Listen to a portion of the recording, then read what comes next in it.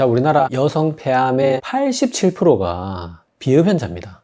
그래서 이분들이 뭐 간접 흡연도 있겠지만 사실은 요리하다가 요리 연기 쐬면서 폐암에 걸린 거 아닌가? 이런 연구도 많고 걱정이 많은데, 사실 이게 급식 노동자 폐암 산재 인정을 받으면서 조리흉이라는 말이 유명해졌거든요. 그래서 이제는 요리할 때 나는 그 연기를 계속 쐬면 폐암에 걸린다는 거는 거의 부정할 수 없는 사실입니다. 그래서 그 조리움이 뭔지, 조리움을 어떻게 하면 줄이고 어떻게 하면 내가 폐암에 안 걸릴 수 있는지 오늘 아주 자세히 설명드리도록 할게요. 네, 안녕하세요. 운동한 데까지 닥터입니다. 그래서 지난 시간에 말씀드린 대로 비흡연자 폐암 3대 원인은 간접 흡연, 조리흉, 라돈입니다.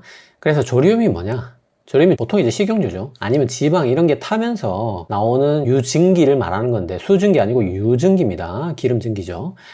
보통 이제 식용유로 튀김할 때 주로 나오는 연기를 말하는 겁니다. 여러 상황에서 나올 수 있지만, 요게 이제 2A가 뭐냐면 발암물질 의심인 겁니다. 의심. 그래서 아직까지는 조리움이 폐암에 명백하게 입증됐다고 보진 않는 것 같습니다. 근데 뒤에 설명드리겠지만 이게 너무 명확하거든요, 인과관계가. 그래서 조리움이 미세먼지하고 같은 말이냐? 그렇지 않습니다. 미세먼지보다 훨씬 작습니다. 그래서 미세먼지 크기가 요 정도, 초미세먼지 크기가 요 정도면 조리흉은 100나노 이하입니다. 그래서 요 정도 크기로 생각하시면 되고, 그래서 보통 흡연으로 인한 폐암이 이렇게 기관지 입구 쪽에 생기는 거하고 달리 이 조리흉으로 인한 폐암은 입자가 너무 작아서 요 말단까지 들어갑니다. 그래서 주로 폐암이 요 말단에 생깁니다. 그래서 비흡연자 여성 폐암의 대부분이 요 말단에 생기는 서남종이 많습니다. 그래서 고등어 삼겹살 구울 때 나오는 거 미세먼지 아니냐 라고 말씀하시는데, 그거는 미세먼지가 맞습니다.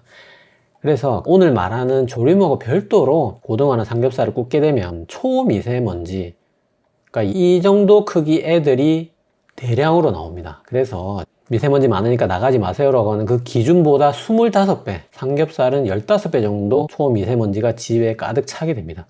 그래서 밖에 아무리 미세먼지가 심하더라도 안이 더 지옥이기 때문에 고등어나 삼겹살 구울 때는 반드시 창문을 열어야 되고요. 지금 조리흉 얘기를 하는 게 아닙니다. 조리흉은 주로 이제 식용유로 튀김할 때나 우리 그 숯불 연기 이런 거에서 나온다는 거죠. 그래서 조리움이 발암물질 2군이라는데 진짜 폐암을 일으킨 게 맞냐? 그걸 보시면, 자, 2016년 중국에서 13개 논문에서 3,600명의 폐암 환자와 6,000명의 건강한 사람을 대조해서 조리움하고 폐암의 연관성을 메타 분석을 해서 봤더니 1.74배, 자, 74% 증가했어요, 폐암이. 우리가 뭐 20% 30% 높아도 2군 발암물질로 등록을 보통 하거든요. 74%입니다. 거의 2배죠, 2배. 그리고 요거는 이제 주방 환기 장치를 썼냐 안 썼냐에 관련된 논문 4개를 또 메타 분석해 보니까 쓴 사람이랑 안 쓴 사람 차이가 2배 넘게 차이 났다는 거죠. 자, 이래도 조리움이 2A라고 할 수 있을까요? 저는 절대 이거는 1군 발암물질이라고 생각하거든요. 자, 한국에서도 비흡연 여성 폐암 발병률 조사해 보니까 연기가 없는 집하고 요리를 할 때 시야가 흐릴 정도의 연기가 나는 집이 폐암이 2.4배가 많이 걸렸고요. 눈이 따고 할 정도 연기가 나면 5.8배 폐암이 많이 걸렸어요. 자, 기름 요리 안 하는 집에 비해서 주 4회 이상 기름 요리 하는 집이 3.67배 폐암이 많이 걸렸어요. 자, 대만에도 있습니다. 자, 여기서는 회년이라는 단위가 나옵니다. 이게 뭐냐면 담배에 새는 그 감년이라는 단위하고 비슷한 겁니다. 그래서 하루에 요리를 몇 번 하는가, 그리고 요리를 몇 년 했는가, 요거를 곱하는 겁니다. 그러니까 하루에 요리를 내가 3번 하고 10년 동안 요리했다 이러면 30회년이 되는 거죠. 자, 예를 들어서 하루에 2번 요리하고 5년간 요리했다 이러면 10회년이 되는 거죠. 그래서 10회년 이하 사람들의 폐암 발병률을 1이라고 봤을 때, 자, 160회년이 가능한가 모르겠는데, 자, 하루에 4번 요리하고 40년을 요리해 160회년인데, 자, 160회년 이상인 사람의 폐암 발병률 3.17배. 자, 요거를 그래프로 보면 요렇게 그릴 수 있다는 거죠. 자, 요거를 KBS 뭐 뉴스도 그렇고 뭐 생로병사의 비밀에서도 요리 시간이라고 이렇게 표시해 놨던데, 그게 아니라 회년입니다, 회년. 그래서 회년이 올라갈 때마다 폐암 발병률이 쭉쭉 올라가고 비례하는 걸 볼 수가 있죠. 이래도 조리흉이 2군 발암물질이라고 말할 수 있는지, 이렇게 많은 증거가 있는데 명백한 1군 발암물질이라고 생각합니다, 저는. 자, 그래서 앞에서 봤던 그런 다양한 증거들이 쌓였기 때문에 우리나라에서도 처음으로 이제 급식 노동자, 자, 이분들은 조리흉에 극도로 많이 노출된 분들이잖아. 그래서 노출된 것도 너무 확실하고, 그리고 아까 봤던 그런 여러 가지 논문들이 또 인과관계가 증명이 됐기 때문에 우리나라 법원에서도 이제 산재로 인정을 했습니다. 그래서 이제 정부에서 55세 이상이거나 급식 업무를 10년 이상 맡은 분들에 대해서 이제 폐암 검진을 실시하게 했더니 폐암이 21명이 추가 확진이 됐고요. 그래서 서울의 뭐 1036개 학교의 환기시설을 2027년까지 뭐 전면 개선하겠다고 지금 하고는 있지만 아직까지 절반 정도에 그치고 있다고 하고요. 그 사이에 이제 폐암으로 인정받은 급식 종사자가 84명으로 늘었다고 합니다. 자, 그래서 급식 노동자분들 뭐 정말 최전선에서 가장 조리움에 많이 노출되는 제일 고위험군이겠지만 사실 저분들이 이제 정부에서 해결해 주셔야 하는 부분이 되겠고, 이 영상 보시는 우리들은 또 가정에서 조리움을 예방할 수 있는 방법을 알아야 되잖아요. 그게 이제 기본적으로 지난 시간에 식용유 가지고 튀김 안전하게 만들어 먹는 방법에 대한 영상에 설명드렸던 그 내용과 조리움을 줄이는 방법이 일치합니다. 그래서 우리가 튀김을 안전하게 만들어 먹는 게 튀김 자체의 발암물질도 줄이고 튀김하면서 나오는 그 연기도 줄일 수 있다는 거죠. 그게 똑같다는 거죠, 방법이. 그래서 지난 시간 그 결론이 결국 가장 중요한 거는 튀김을 안 하는 거라고 했고요. 굳이 기름 가열 요리를 할 거라면 물이 들어가는 찜이나 국 3kg 하자 말씀드렸고, 기름을 이미 상한 걸 가지고 쓰는 게 그 다음 나쁘다고 했고, 튀김을 할 거면 온도는 낮게 시간 짧게, 이게 튀김 자체의 위험이나 튀김 할 때 나오는 조리움에도 결국은 온도는 낮게 시간 짧게, 이게 진리라는 거죠. 그 다음에 이제 되도록이면 포화지방이 적게 들은 거, 되도록이면 동물성이 아닌 거, 되도록이면 경화유가 아닌 걸 쓰라고 말씀드렸고요. 그 다음에 이제 식용유 고를 때 어떤 걸 고르는 게 좋은지, 이게 가장 덜 중요하다고 말씀드렸어요. 근데 요거는 이제 궁금하신 분들은 지난 시간 참조해 주시고, 그래서 여기서 아까 잠깐 설명드렸지만 구이하고 튀김 중에는 어떤 것이 조리움에 더 위험한가? 자, 당연히 이제 물이 들어가는 삶기나 아니면 생식이 가장 안전한데, 굽기하고 튀김만 봤을 때는 초미세먼지는 굽기가 더 많이 나오고 조리흉은 튀기기가 더 많이 나옵니다. 그래서 뭐가 더 좋다고 할 수 없죠. 이건 둘 다 굉장히 안 좋다고 생각하시면 되고, 그래서 반드시 이제 굽기나 튀기는 최소화하시는 게 좋고요. 그래서 자, 조리흉이 구체적으로 어떤 물질로 이루어져 있냐 보시면 대략 5가지 정도 생각하시면 됩니다.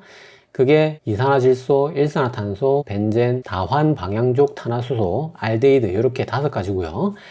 자, 튀김 안에도 이종고리아민, 최종 당화산물, 아크릴아마이드, 트랜스지방 이런 것들이 있고, 심지어 이 4가지도 조리흉에 다 섞여 있습니다. 다 섞여 있고, 그리고 튀김을 먹을 때도 다환방향족 탄화수소, 알데히드, 벤젠이 또 들어 있습니다.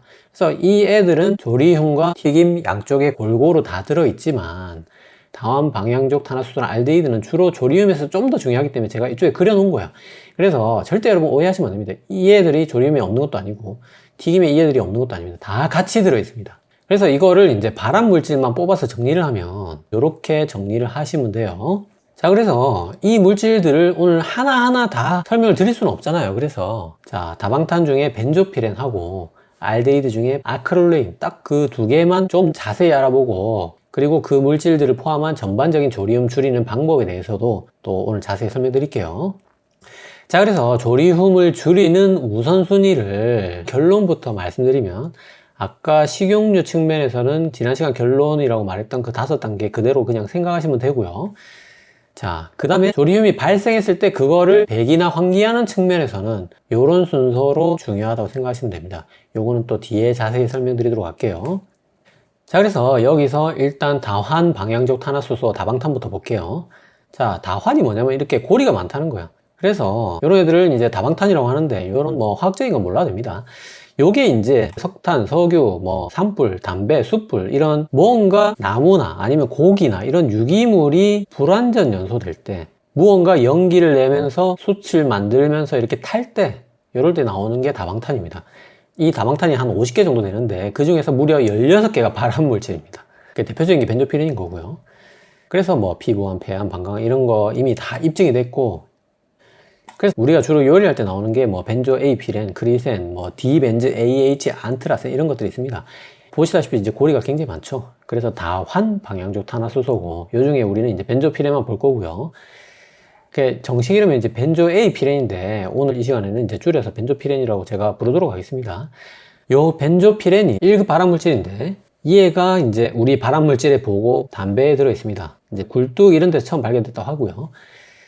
그리고 우리가 먹는 거 중에는 이제 훈제 육류에 제일 많이 들어있습니다. 그다음 뭐 훈제 생선, 그다음 참기름에도 조금 들어있고 커피 로스팅 할 때도 조금 나온다고 합니다. 주로 하지만 이제 고기 태울 때 또는 이제 식용유 태울 때 조리휴메 이런 데 많이 들어있고, 이 연기를 마시면 폐암에 걸리고 벤조피렌이 많이 묻어있는 고기를 많이 먹으면 또 대장암이 걸립니다. 그래서 훈제 육류 같은 가공육이 또 1군 발암물질로 지정이 돼 있는 거고요. 그래서 오늘 이 시간 뭐 조리움에 관한 시간이지만 벤조피렌이 또 먹는 거에도 충분한 위험을 주기 때문에 오늘은 날리는 벤조피렌, 먹는 벤조피렌 다 통합해서 그냥 벤조피렌 줄이는 방법에 대해서 전반적으로 좀 설명을 드리도록 할게요. 자, 정말 다행히 우리나라는 훈제고기를 많이 안 먹어서 그런 것도 있고, 또 정부의 노력 덕분에 전 세계 평균 한 절반 정도밖에 안 먹고 있습니다, 벤조피렌을. 그래서 여기서 특히 우리나라에서만 먹는 참기름에는 벤조피렌이 얼마나 들어있느냐, 참기름 한 병에 우리나라 정부의 어떤 벤조피렌 규제치가 있겠죠. 그 규제치 하나가 담배 한 개비 정도라고 생각하시면 됩니다. 요 한 병에 그만큼 들었다는 게 아니라 요 기준치가 한 개라는 거죠. 그래서 뭐 이거 한 병 다 먹어야 뭐 담배 반 개비 정도라고 생각합니다.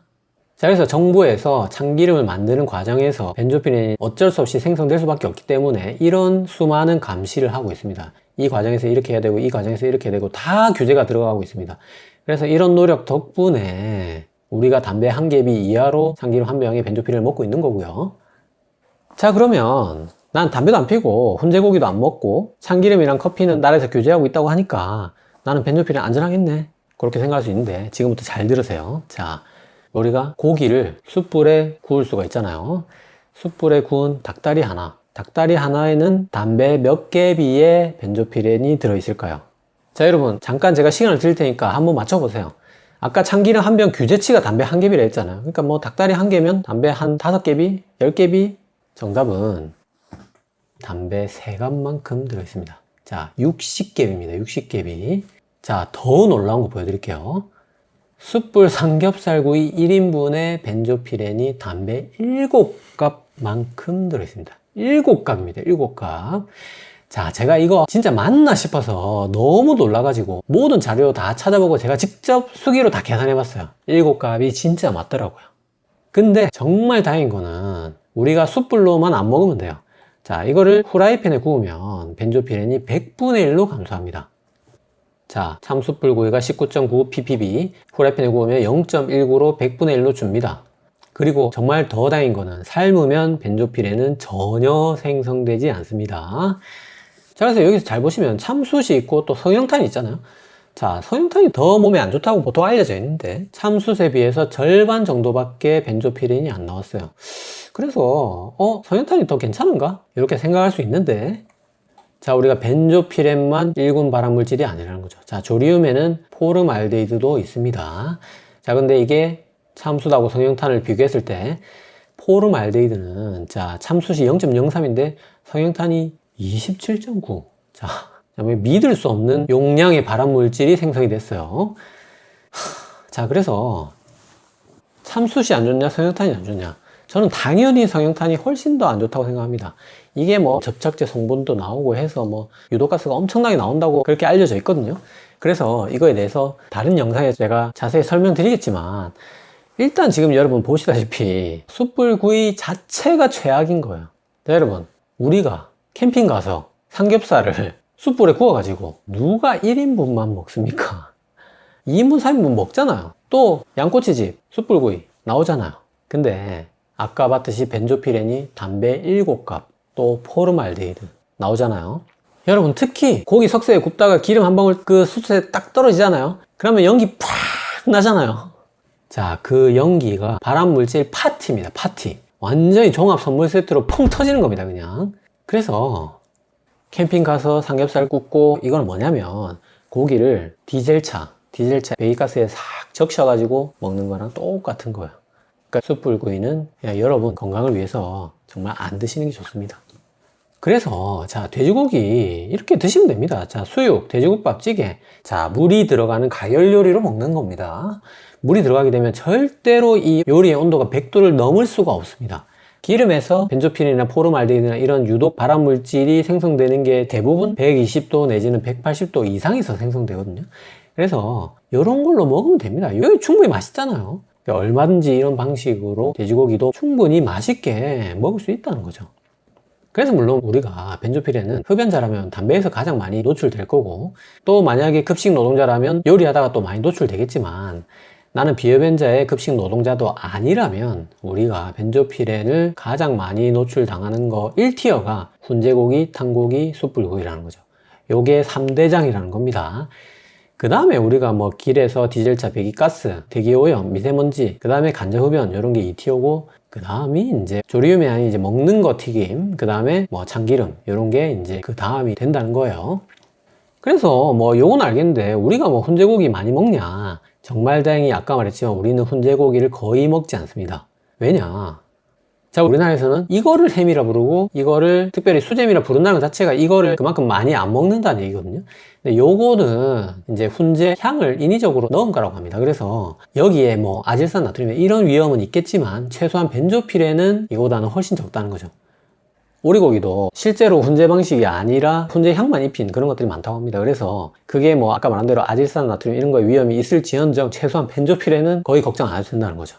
우리나라에서 많이 훈제 요리로 먹는 게 바로 가쪼부시, 가다랑어 국물이라고 합니다. 그래서 우동 국물 이런데 이제 벤조피렌이 들어있을 수 있습니다.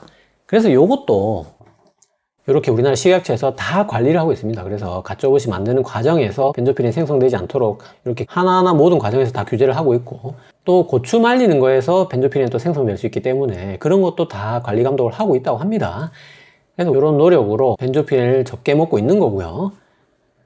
그래서 나라에서 이미 잘 하고 있지만 우리도 개인적으로 또 벤조피렌을 최소화해야 되잖아요. 그 방법이 일부러 뭐 수제햄 같은 걸 자주 사 먹고 막 그러지 마시고요. 훈제 음식을 최대한 피하고, 아까 말한 대로 이제 숯불구이는 그냥 안 먹는 걸로 하시고, 어쩔 수 없이 구웠다 하면은 탄 부분은 반드시 잘라야 됩니다. 자, 이거 고기 탄 거 잘라내도 소용없다 그런 얘기도 있는데, 이게 잘라내도 나머지 부분에 연기가 다 배어 있기 때문에 100% 제거할 수 없다는 거지.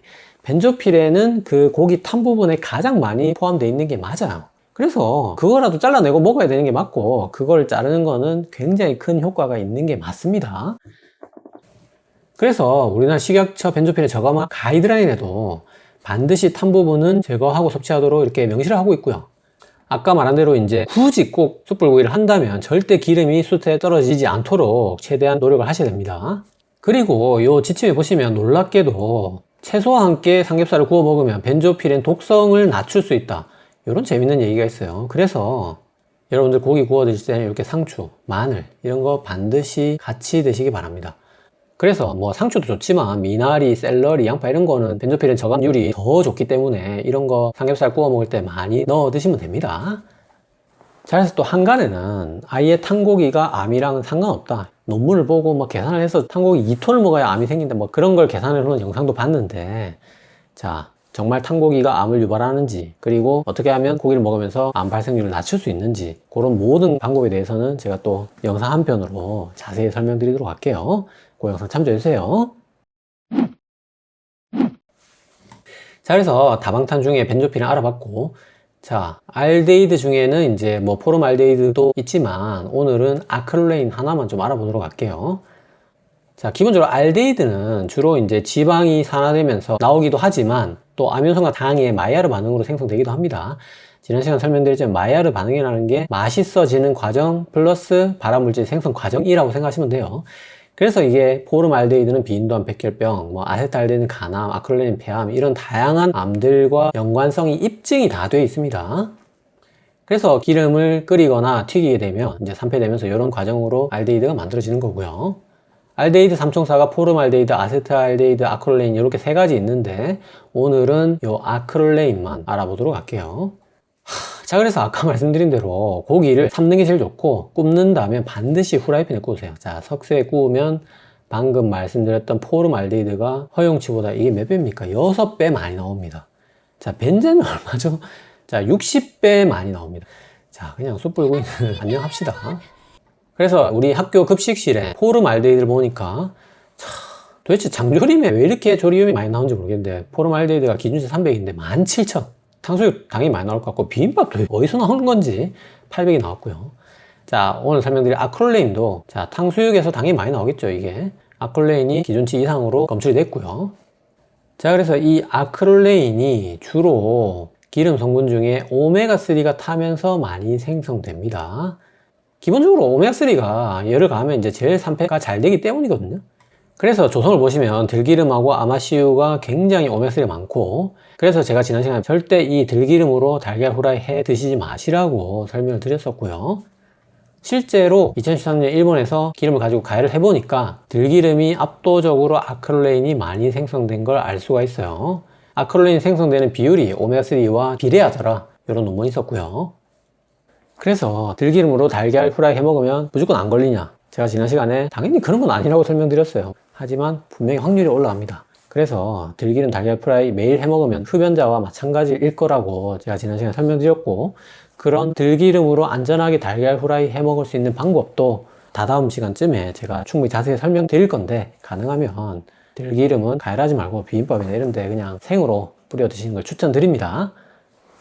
자, 그런데 지난 시간에 우리가 술 한 잔만 먹어도 얼굴 빨개지는 이 아시안 플러시, 이 아시안 플러시가 아세트알데히드를 해독하지 못해서 생기는 거라고 제가 설명드린 바가 있는데, 그 술 한 잔에 얼굴 빨개지는 아시안 플러시가 이 아세트알데히드 뿐만 아니고 이런 알데히드 종류는 모조리 해독을 다 못한다는 거죠.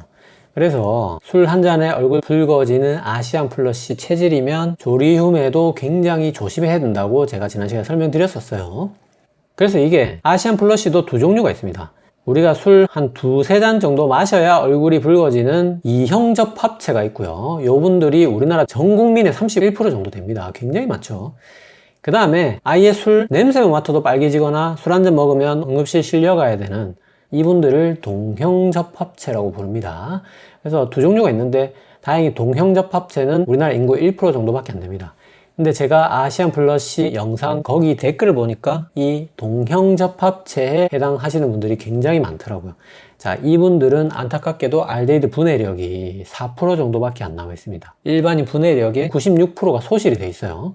그리고 이형접합체 분들도 알데히드 분해력이 20에서 40% 정도밖에 안 됩니다. 그래서 이분들은 말할 것도 없고, 이분들도 그 들기름으로 달걀 후라이 해 먹는 게 굉장히 위험할 수 있다는 겁니다. 자, 그래서 우리가 아크롤레인을 어떻게 줄일 수 있느냐, 어떻게 저감할 수 있느냐, 오메가3가 적은 기름, 뭐 일반적으로 올리브유 이런 거 쓰시면 되거든요. 그런 걸로 요리를 하시고, 이게 진리입니다. 이게 가장 중요합니다. 무조건 낮은 온도, 짧은 시간입니다. 그래서 가열 요리를 안 먹는 게 최선이고요. 특히 아시안 플러시, 그 중에서 특히 동형접합 환자분들은 더더욱 주의를 하셔야 됩니다. 자, 그래서 지금까지 조리흉을 식용유 측면에서 조리흉을 줄이는 방법에 대해서 뭐 벤조필이나 아크롤레인까지 굉장히 자세하게 충분히 다 설명드렸고, 지금부터는 이제 환기 측면에서 우리 배기장치나 뭐 통풍환기나 이런 거를 어떻게 하는지 설명드리도록 할게요. 자, 조리움에서 환기가 중요한 거는 뭐 이런 자료를 준비 안 해도 당연한 거겠죠. 환기 없이 요리를 하면 일산화탄소, 유기화합물, 뭐 포름알데히드 이런 거 뭐 급증합니다. 그래서 아까 본 그 논문에서도 조리흉을 쐬냐 안 쐬냐는 폐암이 1.74배밖에 차이 안 나는데, 환기장치가 있냐 없냐로 하면은 2.11배 차이 난다는 거죠. 그러니까 환기장치가 훨씬 중요하다는 거죠. 대만 연구에서도 환기장치를 사용하면 뭐 50%, 70%까지 폐암을 줄일 수 있었고요. 자, 그래서 조리흉을 어떻게 잘 환기시킬 수 있는지 환경부에서 나온 실내 공기 제대로 알기 백문백답을 보면서 좀 설명드리도록 할게요. 자, 요리할 때 미세먼지 줄이려면 어떻게 해야 되나요? 자, 요리할 때 환기에서 가장 중요한 거는 자연 환기를 반드시 동시에 해야 되는 겁니다. 그래서 우리가 주방 후드를 켜는 것도 중요하지만 반드시 창문을 열어야 된다는 거죠. 이게 가장 중요합니다. 그리고 끝난 후에 이거 기억하세요. 최소 30분 이상입니다. 자, 요거 꼭 기억하세요. 10분, 20분 아닙니다. 30분을 틀어놔야 됩니다. 요리가 끝나고도. 자, 그 이유가 조리가 끝나고 심지어 후드를 계속 켜놓은 경우에도 거의 1시간 지나야 이산화질소가 이렇게 절반으로 준다는 거죠. 그래서 최소한 30분은 켜놔야겠죠, 우리가. 그리고 생선이나 삼겹살 구울 때 반드시 종이 호일이나 프라이팬 뚜껑을 덮어서 미세먼지가 안 날리도록 하고, 튀김을 할 때는 재료가 기름 안에 풍덩 잠기는 게 좋습니다. 튀김을 안 하는 게 제일 좋지만. 그리고 이제 전기레인지가 조금 도움이 됩니다. 우리가 도시가스도 분명히 일종의 유기물이기 때문에 여기서도 이산화질소나 일산화탄소가 나옵니다. 그래서 가스를 전혀 쓰지 않는 인덕션이나 하이라이트가 이산화질소를 무려 40%나 줄일 수 있습니다. 하지만 결국 조리흉이라는 게 대부분이 그 요리 재료에서 나오는 거기 때문에 이게 어느 정도 도움이 된다는 거지, 이걸로 우리가 조리흉이 안전하다 이런 건 아닙니다. 그리고 또 나오죠. 후드를 쓸 때는 반드시 창문을 조금이라도 열어야 됩니다. 자, 이게 제일 중요하니까 계속 여러분들 기억하시고요. 그 다음에 당연한 거지만 주방 후드를 그 탈착이 딱 되거든요. 그거 떼가지고 최소한 한 달에 한 번 주기적으로 세척을 하고, 심지어 세척하다가 나중에는 이제 교체도 주기적으로 해 주셔야 됩니다. 그리고 3단으로 켜면 너무 시끄러운데 1단으로 켜면 안 되나요? 자, 3단으로 켜는 게 좋습니다. 심지어 2단으로 켜도 이렇게 조리염이 엄청나게 발생하는데 3단으로 하면 거의 안 생기는 걸 알 수가 있죠. 그래서 좀 시끄럽더라도 반드시 3단으로 최대한으로 켜시고, 그 다음에 자, 이게 중요합니다. 자, 환기할 때 가장 좋은 거는 마통풍 환기입니다. 자, 마통풍 환기가 뭐냐? 집 안에 최소한 창문이나 집 대문이나 두 군데를 열어야 된다는 거죠. 그래서 한 군데에서 들어오고 한 군데에서 나가는 게 마통풍 환기거든요. 이렇게 두 군데를 열고 주방 후드까지 총 세 군데를 열어야 된다는 거죠. 그래서 마통풍으로 공기가 흐르면서 또 주방 후드로 나갈 수 있게 이렇게 하는 게 가장 안전하고 여러분들이 반드시 아셔야 되는 가장 추천드리는 방법입니다. 자, 근데 마통풍이 불가능하다 그러면 최소한 창문 한 군데라도 열어서 조금이라도 바람을 통하게 해주는 게 중요합니다. 그리고 그렇게 열고 나서 조리 끝나고 30분 정도 지나면 그때 창문을 닫고, 자, 물걸레로 청소해라. 물걸레로 청소하면 뭐냐? 자, 밖에서 날라온 미세먼지 아니면 집에서 생긴 조리염이나 초미세먼지 같은 게 날아다니다가 바닥에 깔아앉습니다. 근데 그게 없어지는 게 아니고 바닥에 그대로 있다는 거죠. 그래서 이거를 물걸레로 청소하면 실내 미세먼지 농도가 굉장히 떨어집니다. 그래서 이게 진공청소기보다 물걸레가 훨씬 더 효과적이라고 연구가 다 돼 있고요. 자, 그럼 공기청정기는 언제 트냐? 공기청정기는 요리할 때는 끄세요. 끄시고 요리 끝나고 창문 두 군데 주방 후드를 30분 동안 열어 놓은 다음에 30분이 지나면 그때부터 창문을 닫고 바닥 물걸레로 닦으면서 공기청정기를 켜시면 됩니다. 자, 그렇게 순서를 정하시면 돼요. 그리고 공기청정기를 틀더라도 반드시 주기적인 환기가 필요하다고 설명하고 있습니다. 자, 그래서 그걸 다 정리하면 이렇게 브로셔로 이제 정리를 할 수가 있고, 이제 궁금하신 분들 요거 멈춰서 한번 읽어보시고요. 자, 그래서 식용유 입장에서 생각해야 되는 우선순위를 이렇게 5개를 정했다면, 배기 환기 측면에서는 이제 주방 후드를 켜는 배기가 가장 중요하고, 환기, 마통풍, 요거도 사실 요 배기만큼 중요하죠. 요 두 개는 이제 뭐가 우선한다고 사실 말할 수는 없습니다. 요 두 개는 가장 중요하고, 그 다음에 마스크는 우리 KF94 마스크가 미세먼지 줄이는데 상당히 도움이 되겠지만, 사실 조리흉은 그 필터보다 더 가늘기 때문에 사실 이게 뭐 벤조필렌, 아크릴레인 이런 거잖아요. 100% 막지는 못한다는 거죠. 그래도 요거를 어느 정도 걸을 수 있고 요거는 거의 다 걸러주기 때문에 마스크는 충분히 도움이 될 수 있고요. 그래서 급식 노동자나 집에서 삼겹살 많이 구워 먹는 분이라면 마스크를 반드시 하고 요리하는 것도 추천드립니다. 당연히 요게 우선이 돼야 되겠지만, 그 다음에 공기청정기 그 다음으로 중요하고, 그 다음에 가스레인지보다는 인덕션 하는 게 또 조금이나마 도움이 될 수 있겠습니다. 이런 순서로 중요하다는 거예요. 그래서 주방 후드 배기 환기 3대 결론입니다. 주방 후드를 반드시 조리 전부터 켜야 됩니다. 조리 전부터 켜서 요거 제일 중요하다 했죠. 끝나고 30분까지 이게 가장 중요합니다. 이렇게 켜는 동안에 반드시 창문을 살짝이라도 열어야 됩니다. 가능하면 두 군데를 활짝 여는 거를 추천드리고요. 그리고 이제 30분이 지나면 주방 후드 끄고 창문 두 개 다 닫고 그때부터 바닥을 물걸레로 닦고 공기청정기를 트는 겁니다. 그래서 순서를 그런 식으로 가져가면 되는 거예요. 그리고 당연히 이제 주방 후드는 주기적으로 최소한 한 달에 한 번 청소를 하시고 또 1년에 한 번은 이제 아예 교체를 하는 게 좋습니다. 이게 자, 주방 후드가 사실 조금만 청소를 안 하면 이제 그 기름이 맺혀가지고 음식으로 떨어집니다. 그래서 굉장히 끔찍하지만 사실은 더 문제는 그 후드가 제대로 작동을 안 해서 그 요리하는 분이 조리음을 그대로 다 마신다는 거죠. 나는 안전하겠지라고 생각하면서 폐암은 그대로 다 걸린다는 거예요. 그래서 주방 후드 청소하는 법 유튜브에 치니까 기름을 사용해서 지우는 방법도 있고 뭐 과탄산소다 이런 걸 이용해서 지우는 방법도 있던데, 어쨌든 주기적으로 청소 잘 하시고 교체도 주기적으로 또 하시고요. 그래서 오늘 조리흉 결론은 요 5개 요 그림 한 장으로 정리를 할 수 있고, 거기에 요렇게 3가지로 또 정리를 할 수 있겠습니다. 그래서 요거랑 요거를 멈춰놓고 잘 한번 읽어보시고 또 캡처해놓고 요대로 잘 해보시기 바랍니다. 자, 오늘 조리음 시간은 끝났고 여기에 제가 마지막으로 하나 좀 설명드리고 싶은 게, 조리움을 줄이는 것도 중요하지만 만약에 내가 튀김집, 치킨집, 급식노동, 커피 로스팅 같은 직업상 어쩔 수 없이 이런 걸 하고 있다면 이분들은 반드시 우리 흡연자하고 똑같이 폐암 검진을 받으시기 바랍니다. 요게 흡연자들은 국가에서 자동으로 해주지만 이분들은 내가 일일이 찾아서 해야 됩니다. 일일이. 그래서 요즘에는 대부분 저설량 흉부 CT가 2차 병원 정도 가면은 다 있거든요. 그래서 폐암 검진이 되는 병원인지 먼저 전화를 해보시고 그 병원에 가셔서 이거 뭐 금식도 필요 없고 뭐 그냥 가서 찍으면 되거든요. 그래서 저런 조리움에 대량으로 노출되는 분들 중에서 55세 이상이거나 아니면 10년 넘게 저런 직종에 일을 했다, 이런 분들은 반드시 내가 개인적으로 폐암 검진을 스스로 하셔야 됩니다. 아무도 안 챙겨줍니다. 그래서 저설량 흉부 CT를 최소한 2년에 한 번 74세까지 계속 찍으셔야 됩니다. 특히 아시안 플러시, 술 한잔에 얼굴 붉어지는 분이라면 더더욱 이 검진은 반드시 하셔야 됩니다. 거기에 만약에 동형접합체, 술 한 잔 먹으면 응급실 실려 가야 되는 분이라면, 그 정도로 확실한 아시안 플러시라면 이미 저런 직종에 일하시고 있는 분들 그 직업을 제가 감히 뭐 어떻게 해라 말아 이렇게 말씀드리긴 너무 조심스럽지만, 만약에 혹시나 지금 직업을 구하고 있다면 그런 아시안 플러시가 조리움에 섞여 있는 알데히드를 분해 못한다는 그런 것도 직업 선택할 때 여러분들이 고려를 하셔야 된다는 겁니다. 그리고 폐암 검진 스스로 본인이 열심히 하셔야 되고요. 자, 그래서 오늘 이 시간 조리움에 대해서, 조리움이 뭔지, 어떤 성분이 들어있는지, 식용유적인 측면에서 또 환기적인 측면에서, 그리고 벤조피렌, 뭐 아크릴레인까지 굉장히 자세히 전부 다 설명드렸고, 오늘도 세 줄력으로 마무리할게요.